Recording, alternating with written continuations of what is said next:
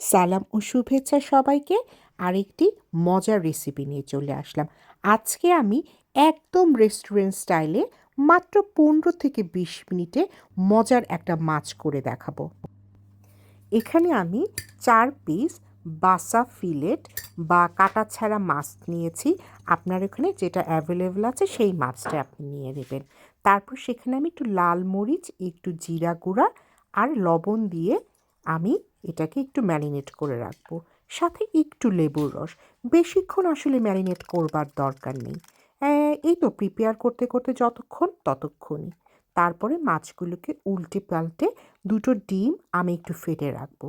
তারপর ডিমগুলোর মধ্যে চুবিয়ে মাছগুলোকে আমি একে একে করে রেখে দিব। তারপর আমি ব্রেড ক্রাম্ব দিব।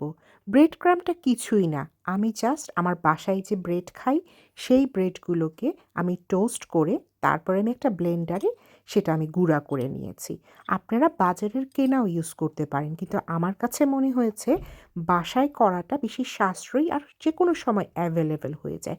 তারপর আমি আবার ডিমে চুবিয়ে চুবিয়ে তেলের মধ্যে মাছগুলোকে একে একে করে ভেজে নিব। যেহেতু মাছগুলো বেশ পাতলা, সেহেতু আপনার বেশি কিন্তু সময় লাগবে না, খুব কম সময়ের মধ্যে হয়ে যাবে। এখন আমি একটা সস প্রিপেয়ার করব। যেমন কয়েক রকমের সস নিয়েছি, আপনার বাসায় যেই টাইপের সস থাকে আপনি ইউজ করতে পারবেন। যেমন আমি চিলি সস 1 চামচ নিয়েছি, সিরাচা সস 1 চামচ, সুইট চিলি সস 1 চামচ, আর আমি হট চিলি সস ইউজ করেছি। এই সসের ব্যাপারটা হচ্ছে গিয়ে আপনি আপনার পছন্দ মতো রুচি অনুযায়ী মোটামুটি যা আপনার ভালো লাগে সেরকম কয়েক রকমের আপনি সস মিলিয়ে নেবেন। রান্নার ব্যাপারে আমি কিন্তু দারুণ ফ্লেক্সিবল।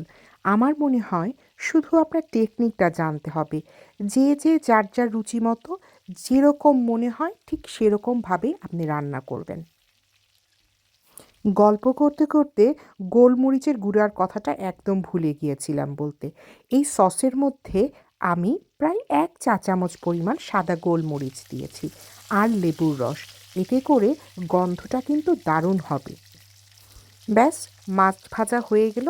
এবার একটি একটি করে মাছগুলোকে আমি উঠিয়ে ফেলব।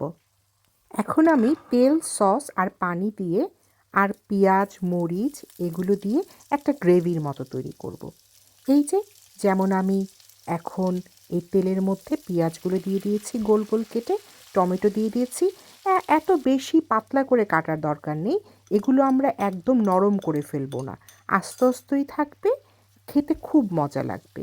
এই যে আমি সস দিয়ে দিলাম, মিক্সড সসটা, তারপর একটু পানিও দিয়ে দিব যাতে পুড়ে না যায়।